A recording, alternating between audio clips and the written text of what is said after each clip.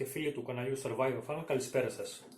Στο σημερινό 5ο βίντεο των περιεχομένων του σακιδίου μακροπρόθεσμης διαβίωσης θα σας παρουσιάσω το σύνολο των εργαλείων τα οποία υπολογίζουμε να πάρουμε μαζί μας.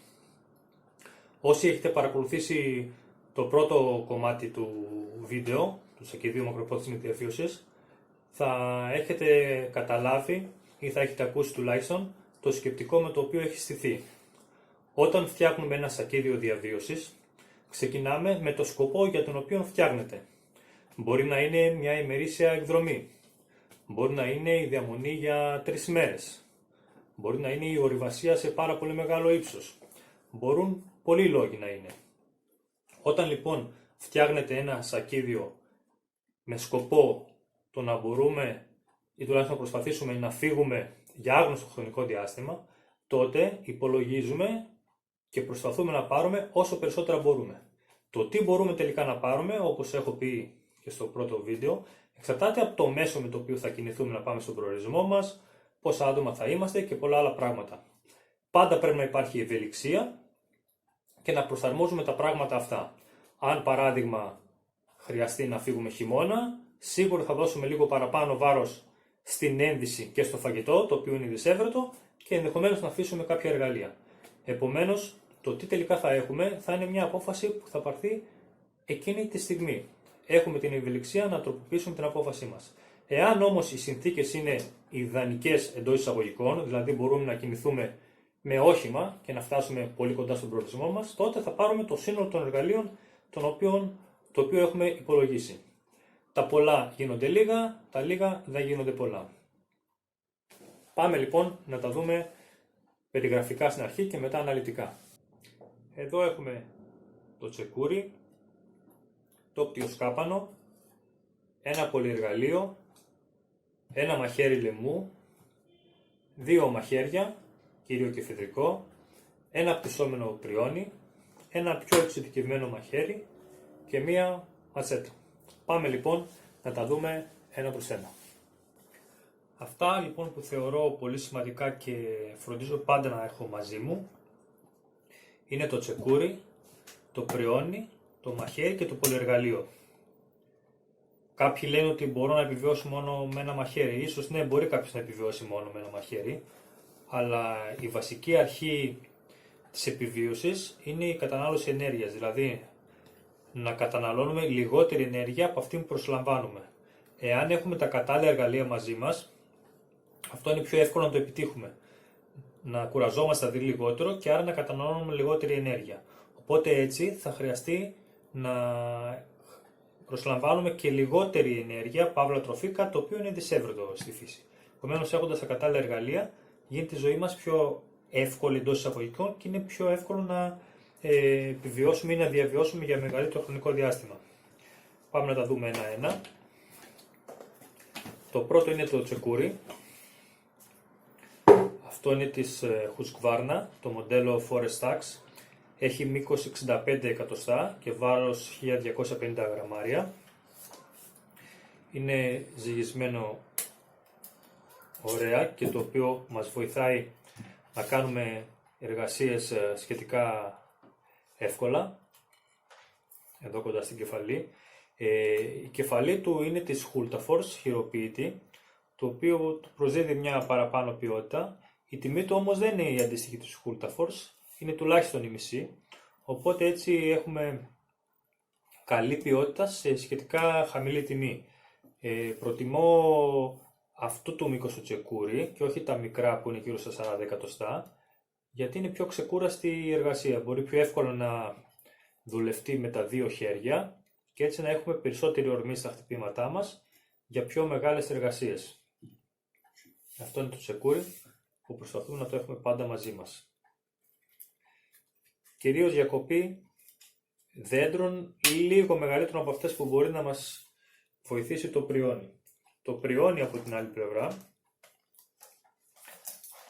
αυτό εδώ το πτυσσόμενο, αυτό είναι της εταιρείας Silky του μοντέλου Gomboy, 21 εκατοστά μήκος, υπάρχουν και μεγαλύτερα. Ρυθμίζεται σε 2 θέσεις, αναλόγως πώς θέλουμε να κόψουμε.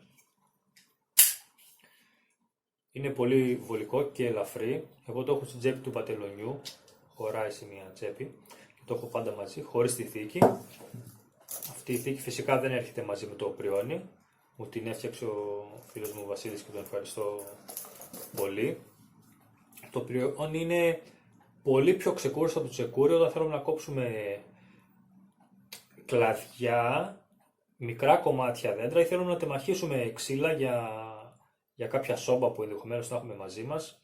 Εκεί είναι πολύ πιο ξεκούραστο από το τσεκούρι που είναι για πιο βαριές δουλειές. Βέβαια το τσεκούρι χρησιμεύει και ως σφυρί αν θέλουμε να φτιάξουμε κάποιο καταφύγιο για να καρφώσουμε κάποια δέντρα στο έδαφος, αλλά το καθένα έχει το ρόλο του. Πολύ ελαφρύ, μας κάνει τη ζωή μας πιο εύκολη. Πάμε στο μαχαίρι. Αυτό εδώ είναι το μαχαίρι, δεν είναι κάποιας μάρκας αυτό, είναι χειροποίητο, έχει φτιαχτεί κατά παραγγελία σε ένα σχέδιο που είχα επιλέξει. Έχει μήκος 11,5 περίπου εκατοστά, 11,3, πάχος 4, μέχρι πίσω εννοείται η λάμα ενιαία. Έχω επιλέξει να βάλω 2 τρύπες εδώ και μία πίσω για να μπορεί να δεθεί και σε ξύλο αν χρειαστεί, σαν κοντάρι για ψάρεμα ή οτιδήποτε άλλο, και ένα θράψτη πίσω. Το ατσάλι είναι Elmax με το σπιθυριστή.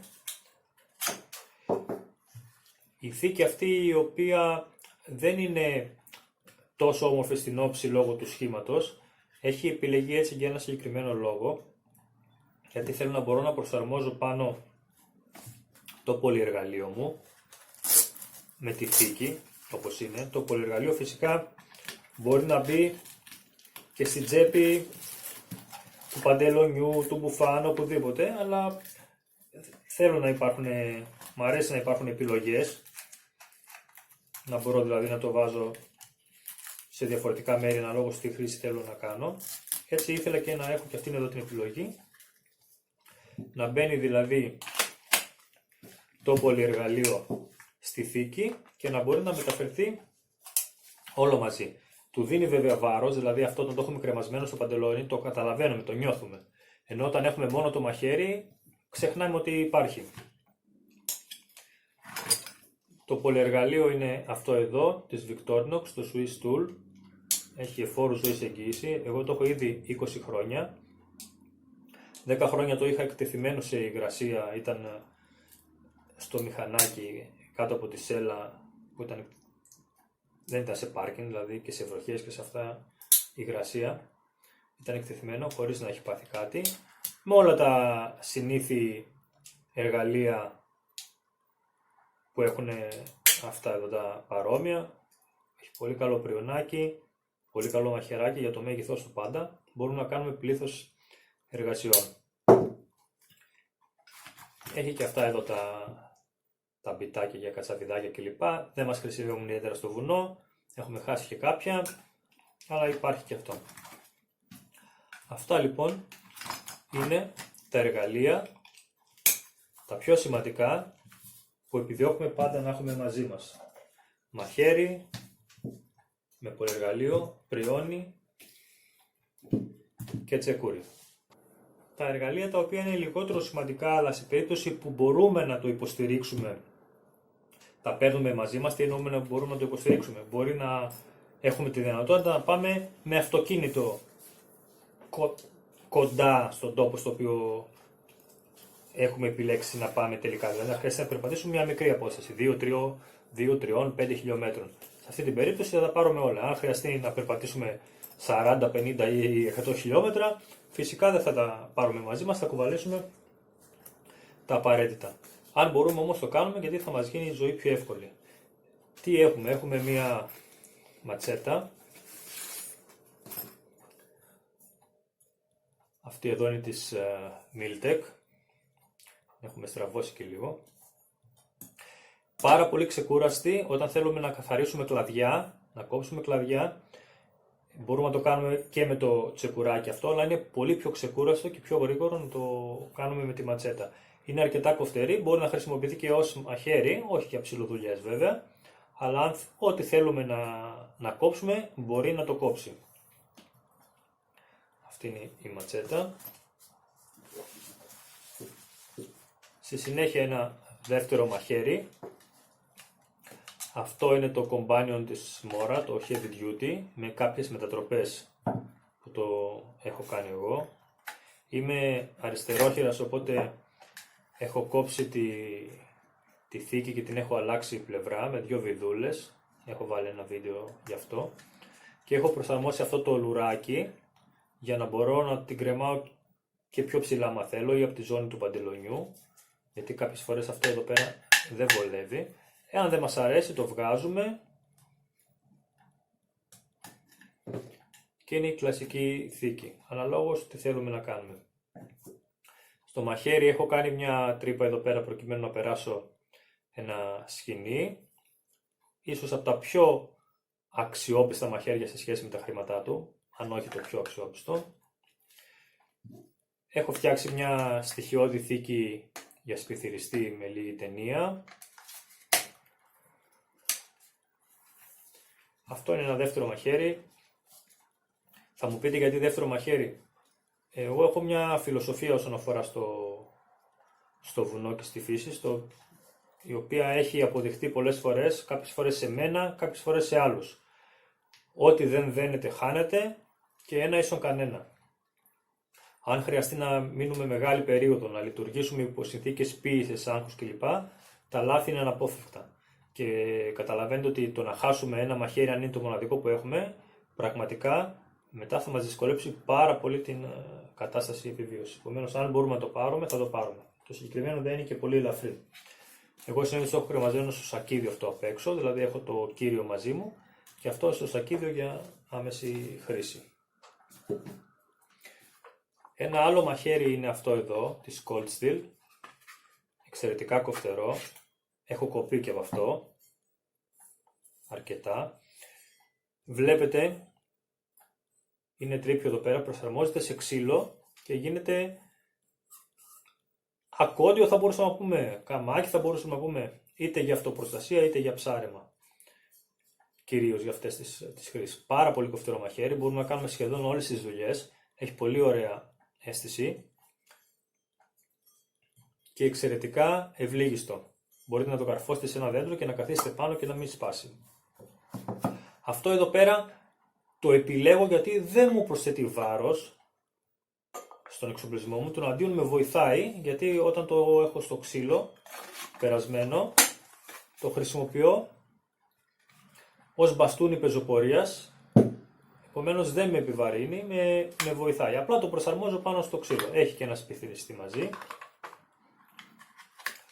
Επομένως, αυτό δεν είναι μεν στα πρώτης προτεραιότητας, αλλά δεν είναι και κάτι που θα απορρίψουμε λόγω βάρος, καθώς, όπως σας είπα, δεν μας επιβαρύνει.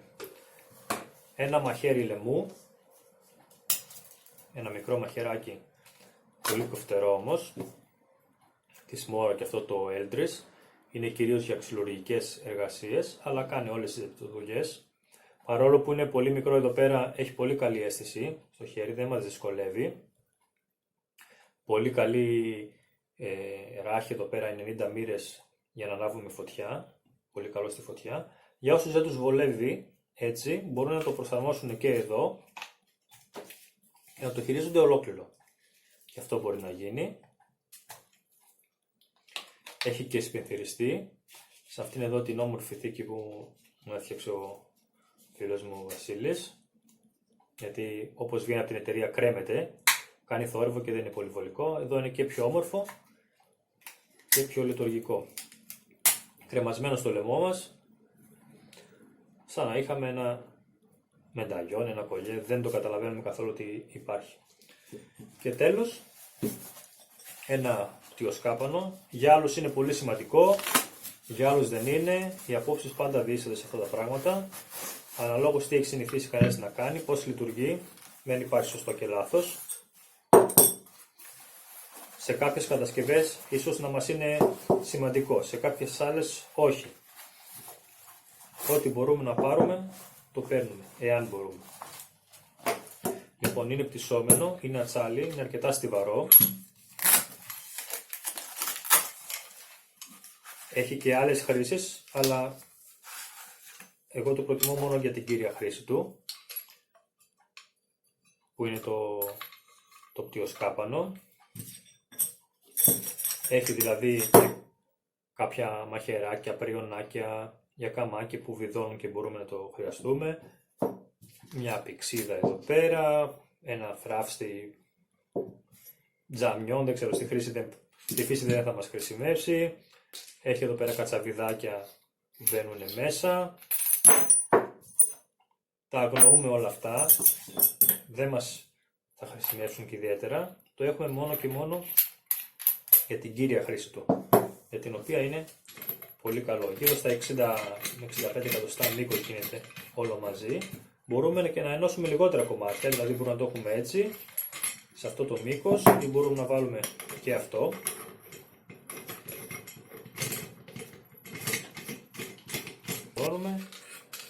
Μπορούμε να το έχουμε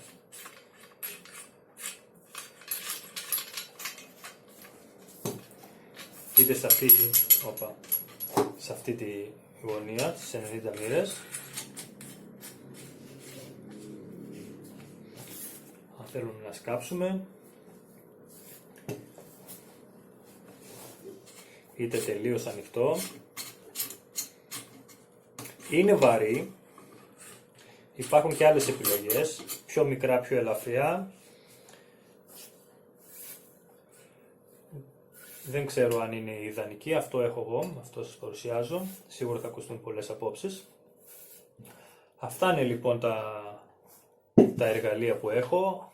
Άλλα περισσότερο σημαντικά, άλλα λιγότερο σημαντικά. Είναι ένα θέμα που πάντα προκαλεί διαφωνίες, το τι παίρνει ο καθένας μαζί του. Εγώ αυτό που θα σας πω είναι ότι ό,τι μπορεί ο καθένας ας πάρει, εάν δεν ενοχλεί τον άλλον, σίγουρα θα κάνει τη ζωή του πιο εύκολη. Σας ευχαριστώ που ήσασταν μαζί μας. Να έχετε μια καλή μέρα. Σε περίπτωση που σας άρεσε το βίντεο, κάντε εγγραφή στο κανάλι μας για να ενημερώνεστε πρώτοι για τα καινούργια βίντεο, επιλέξτε μου αρέσει και κοινοποιήστε το σε όποιον νομίζετε ότι θα του φανεί ενδιαφέρον.